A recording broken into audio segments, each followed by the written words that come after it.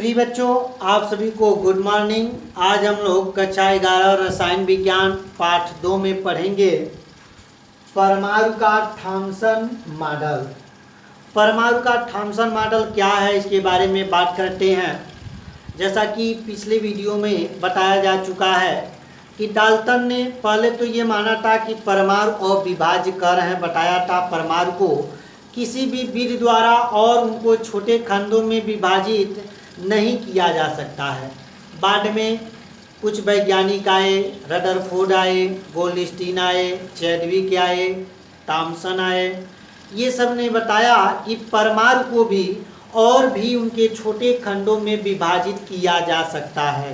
पहले तो हम लोग ये मानते थे परमाणु अविभाज्य कण है, बाद में सिद्ध कर दिया गया कि परमाणु को भी उनके छोटे मौलिक कणों में विभाजित किया जा सकता है। इनके संदर्भ में थॉम्सन ने इलेक्ट्रॉन के बारे में बताया, गोल्डस्टीन रदरफोर्ड ने प्रोटॉन के बारे में बताया, चैडविक ने न्यूट्रॉन के बारे में बताया। न्यूट्रॉन क्या होता है, कौन सा चार्ज होता है, प्रोटॉन क्या होता है, प्रोटॉन कौन सा चार्ज देता है, इलेक्ट्रॉन कौन सा होता है, इलेक्ट्रॉन कौन सा चार्ज होता है। तमाम वैज्ञानिकों ने अपने इस पे रिसर्च किया और बताया कि परमाणु में 3 मुख्य रूप से मौलिक कण होते हैं, जिसे इलेक्ट्रॉन, प्रोटॉन और न्यूट्रॉन कहते हैं। जब परमाणु को तोड़ा जाएगा तो उसमें से इलेक्ट्रॉन, प्रोटॉन और न्यूट्रॉन निकलते हैं। बाद में ये सिद्ध कर दिया गया कि परमाणु एक विभाज्य कण है, अर्थात परमाणु को भी उनके छोटे खंडों में विभक्त किया जा सकता है।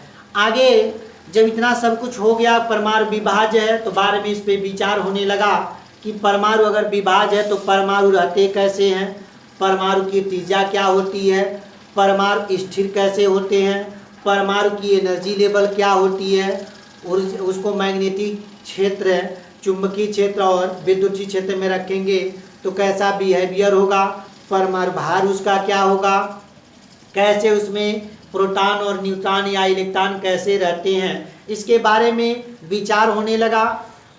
आए थॉम्सन मॉडल।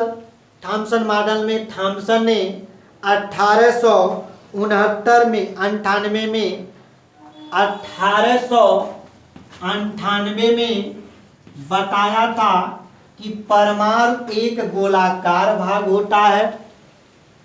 इसका जो थॉम्सन है यह तुलना तरबूज से किया है। एक तरबूज लीजिए, तरबूज को जब काटेंगे तो काटने के बाद तरबूज का एक गोल पोर्शन दिखाई देगा, गोला वाला भाग दिखाई देगा, और उस गोल को जब काटेंगे तो पूरा भाग सब लाल लाल अंदर रहता है। ये लाल भाग होता है, रेड कलर का होता है।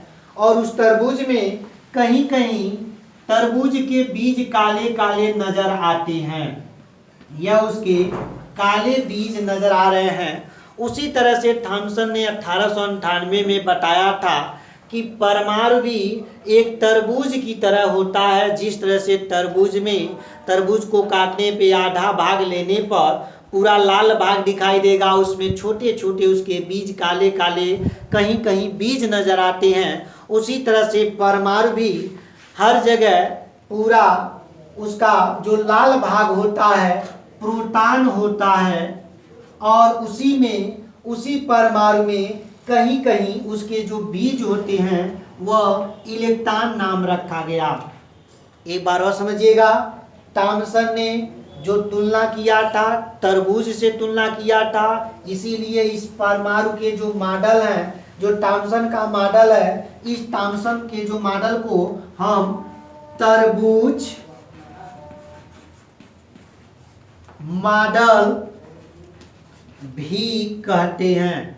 तरबूज मॉडल इसलिए कहते हैं क्योंकि थॉम्सन ने जो उदाहरण लिया था वो तरबूज का उदाहरण लिया था, इसीलिए इस मॉडल को तरबूज मॉडल कहते हैं। थॉम्सन ने बताया था जो लाल भाग होता है सब प्रोटॉन होता है, अर्थात लाल भाग की तुलना प्रोटॉन से किया था, और उसी में कहीं कहीं जो काले काले बीज तरबूज में नजर आते हैं उस बीज को थॉम्सन ने इलेक्ट्रॉन नाम दिया था। अर्थात परमाणु एक गोलाकार भाग होता है, उस गोलाकार भाग में हर जगह प्रोटॉन होते हैं। उस प्रोटॉन के यानी उसी परमाणु में कहीं कहीं कहीं कहीं उसमें इलेक्ट्रॉन नज़र आते हैं, जैसे तरबूज को काटने पर दिखाई देता है। इसलिए इस मॉडल को तरबूज मॉडल, प्लम पुडिंग मॉडल के नाम से भी जानते हैं।